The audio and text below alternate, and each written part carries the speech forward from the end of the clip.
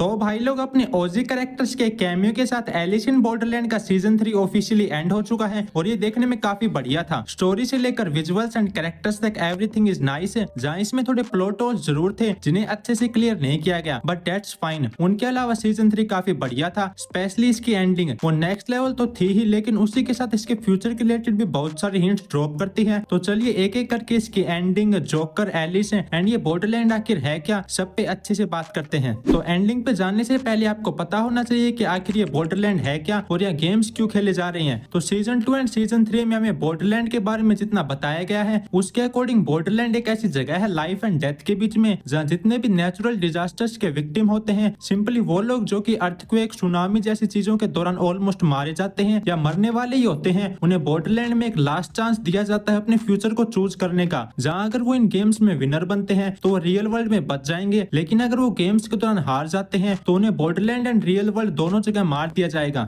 वहीं जो पर्सन इस बॉर्डरलैंड को देखता है, गेम्स करवाता है, वो है वॉचमैन। हाँ, वही सेम पर्सन जो कि एंड में आरिशु से मिलता है, जिसपे हम आगे अच्छे से बात करेंगे। अभी के लिए बॉर्डरलैंड पर आए तो ये सिंपली लाइफ एंड डेथ के बीच एक ऐसी जगह है जहाँ आपके मरने से ठीक पहले आपको एक और चांस दिया जाता है जीने का। वही बॉर्डरलैंड में टाइम रियल वर्ल्ड से बहुत ही स्लो चलता है, मतलब रियल वर्ल्ड के कुछ सेकंड्स बॉर्डरलैंड में कुछ दिनों के इक्वल होते हैं। एंड इसीलिए जब नेचुरल डिजास्टर में किसी के भी मरने के बाद उसकी हार्ट बीट रुक जाती है और वो 2 मिनट्स में मरने वाला ही होता है, उसी दौरान वो बॉर्डरलैंड में पहुंच जाता है। जहाँ अगर वो विनर बना तो 2 मिनट्स के बाद उसकी हार्ट बीट फिर से चालू हो जाएगी, वरना हमेशा के लिए खेल खत्म। तो वैसे तो बॉर्डरलैंड में जाने का बस यही एक तरीका था, आपको किसी नेचुरल डिजास्टर का विक्टिम होना पड़ेगा। लेकिन सीजन 3 में कुछ कैलकुलेशंस करके स्पेसिफिक ड्रग्स की हेल्प से भी आप वहां जा सकते हो। नाउ एंडिंग की तरफ आए तो एंड में जब आरिशु ऑलमोस्ट अपने आप को सेक्रीफाइस कर ही देता है ओसागी एंड अपने अनबोर्न चाइल्ड को बचाने के लिए, तभी वह बॉर्डरलैंड में एक सुनामी आ जाती है जिसमें ओसागी एंड बाकी के कैरेक्टर्स डूबने लगते हैं। एंड उन्हें डूबता हुआ देख आरिशु जैसे तैसे इस रूम से बाहर निकलता है और पहले नोबु एंड बाकी के कैरेक्टर्स को बचाता है एंड देन तुरंत ओसागी को बचाने चला जाता है। लेकिन पानी का फ्लो इतना तेज होता है कि वो उन तक पहुंच नहीं पाता है एंड खुद डूबने लगता है।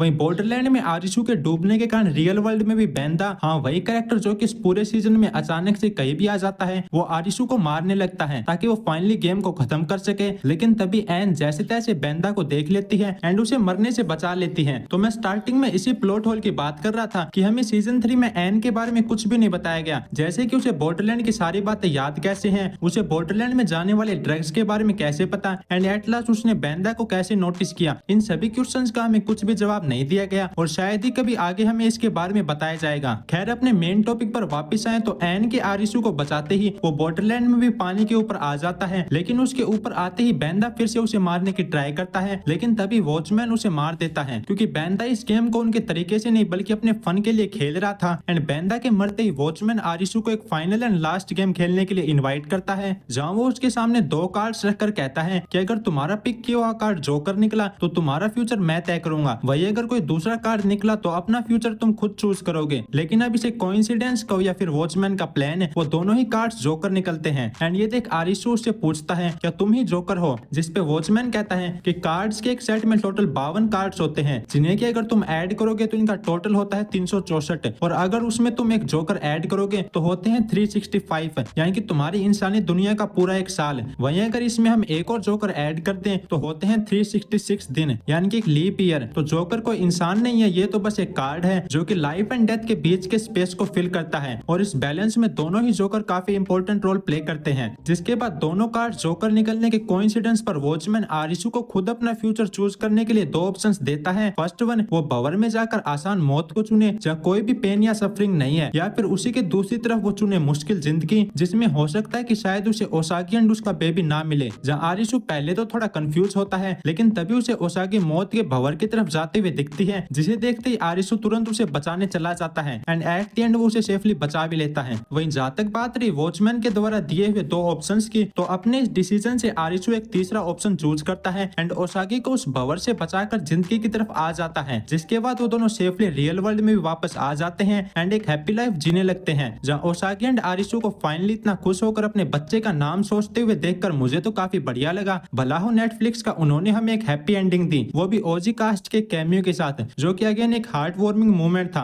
तो एलिस इन बॉर्डरलैंड तो ऑफिशियली इसी नोट पर एंड होता है अपने आरिशु एंड ओसागी की हैप्पी एंडिंग के साथ। लेकिन बॉर्डरलैंड की स्टोरी अभी एंड नहीं हुई है, क्योंकि जैसा कि वॉचमैन ने आरिशु के साथ बात करते हुए बताया था कि बॉर्डरलैंड अब काफी बिजी होने वाला है, क्योंकि जल्दी कुछ ऐसा होने वाला है जिसके कारण बहुत सारे लोग यहाँ आने वाले हैं। तो वो बहुत ही बड़ा क्या होने वाला है वो तो हमें क्लियरली नहीं बताया गया, लेकिन उसके हिंट्स हमें एंड में देखने को मिलते हैं, जब पूरी दुनिया में अलग अलग जगह पर अर्थक्वेक्स आ रही हैं। तो हो ना हो हमें स्क्विड गेम की तरह ही एलिस इन बॉर्डरलैंड का भी एक वर्ल्ड वाइड शो देखने को मिलने वाला है, जिसमें डिफरेंट वर्ल्ड से प्लेयर्स पार्टिसिपेट करेंगे। और उसमें से नेक्स्ट शो तो नेटफ्लिक्स ने ऑफिशियली कंफर्म भी कर दिया है पोस्ट क्रेडिट में, जहां हमें एक अमेरिकन रेस्टोरेंट का सीन देखने को मिलता है, जिसमें दो फ्रेंड्स कुछ शो वाले गेम के रिलेटेड बात कर रहे होते हैं कि तभी वहां हमें एक वेट्रेस देखने को मिलती है जिसकी नेम प्लेट पर एलिस लिखा हुआ है, और फिर उस वेट्रेस की नेम प्लेट पर जूम करते हुए सीन कट हो जाता है। तो ये लड़की एलिस जो अमेरिकन एलिस इन बॉर्डरलैंड आने वाला है उसमें मेन कैरेक्टर होने वाली है। एंड उसी के साथ अगर आप एलिस का जापानीज मतलब देखोगे तो वो होता है आरिसु, यानी कि अपने जापान वाले आरिसु के जैसे ही अमेरिकन एलिस इन बॉर्डरलैंड की पूरी स्टोरी इस एलिस के अराउंड रिवॉल्व करने वाली है। तो जापान वाला एलिस इन बॉर्डरलैंड भले ही खत्म हो गया हो, लेकिन बॉर्डरलैंड हमें फिर से जरूर देखने को मिलेगा, वो भी वॉचमैन के साथ है। तो मैं तो अमेरिकन एलिस इन बॉर्डरलैंड को देखने के लिए काफी एक्साइटेड हूँ। अगर आप भी है तो वीडियो को लाइक जरूर कर देना। बाकी आपको एलिस इन बॉर्डरलैंड का सीजन 3 कैसा लगा कमेंट करके जरूर बताना। तो आज के लिए बस इतना ही, मैं मिलता हूँ आपसे जल्द एक न्यू वीडियो के साथ। तब तक के लिए स्टे सेफ, स्टे हेल्दी।